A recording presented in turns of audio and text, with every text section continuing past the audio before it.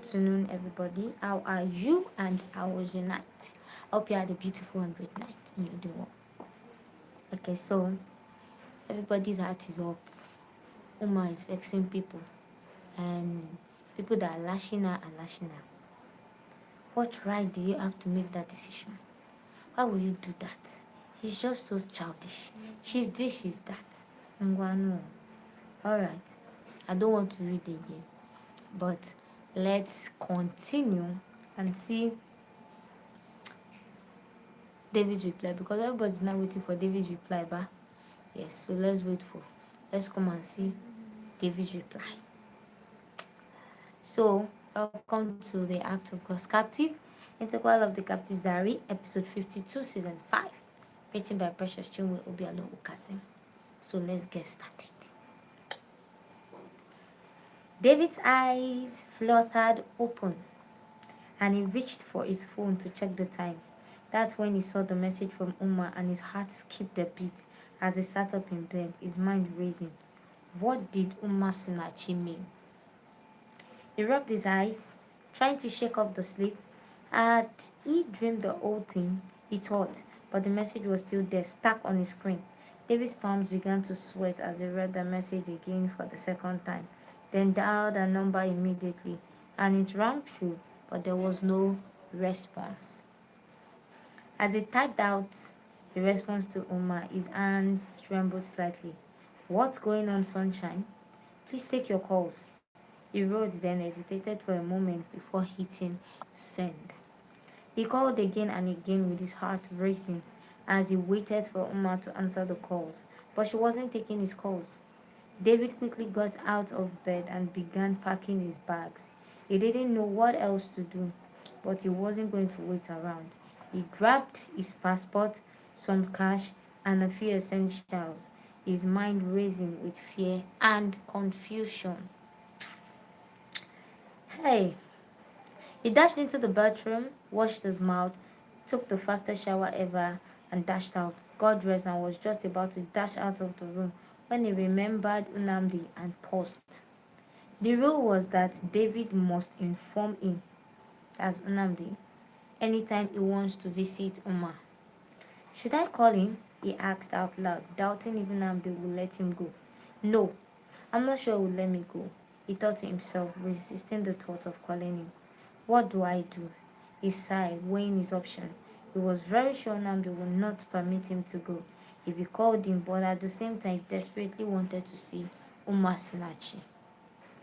David had been careful respecting her father's wishes, but he can't hide the fact that he is also hurting without her, and that the distance was taking a toll on them now than ever.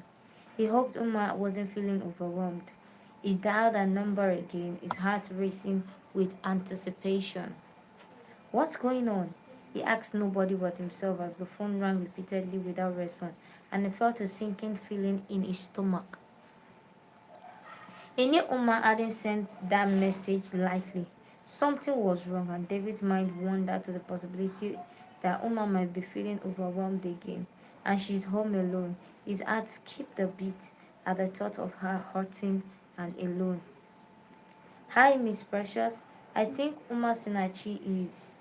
He was typing the message to Precious, but on a second thought, he stopped and wiped off what he had written. Uma Sinachi, please take your calls. I want us to talk, please.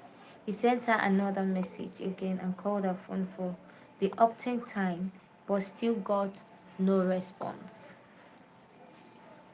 After about an hour of not knowing what else to do, he called Miss Precious to report the message Uma sent to him, and she assured him that they were just a few kilometers to their home and that she would take care of her. Minutes turned into hours, and David's messages and calls to Uma went unanswered. He had expected Uma to respond, to talk through their issues and find a way forward. But the silence was deafening, and to make matters worse, Miss Precious stopped taking her calls too, and David's anxiety grew with each passing minute, his mind racing with thoughts of what he could have done differently. He tried reaching out to Uma again, sending her countless sending her countless messages and making calls, but they all remained unresponsive. And at some point, her phone stopped going through.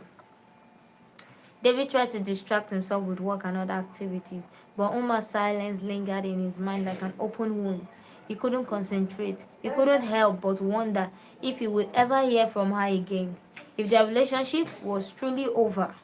The thought was unbearable, and one thing was certain: David was not going to keep waiting in limbo, hoping that Uma would eventually respond.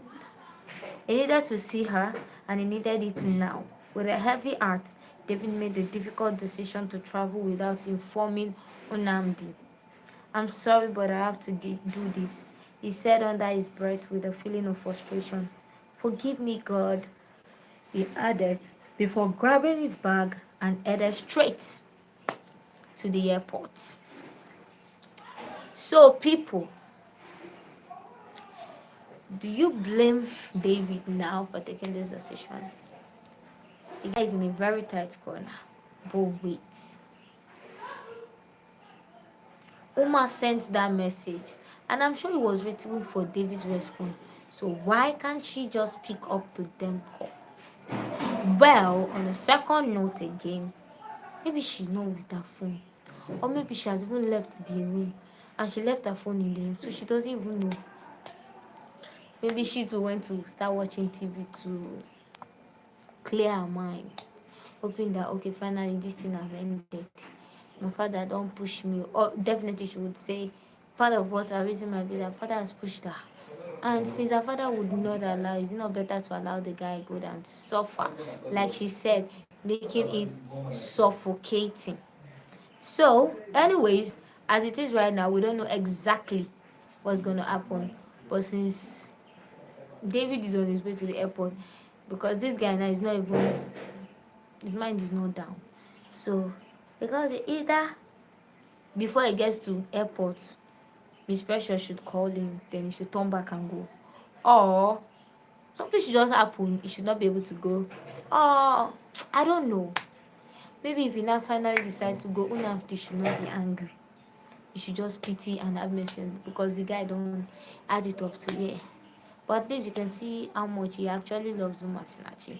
We don't know why Uma Sinachi would just carry the whole matter and just dump it on the guy's head, because truly the guy is also feeling the pain. She's not the only one, but to her she feels like maybe she's the only one going through the whole pain, because David is trying to act like a man and is not showing off his own emotions like her. Anyways, tomorrow we'll know what's up and what's going on. Have a beautiful and great and wonderful day. God bless you. See you tomorrow. Bye bye.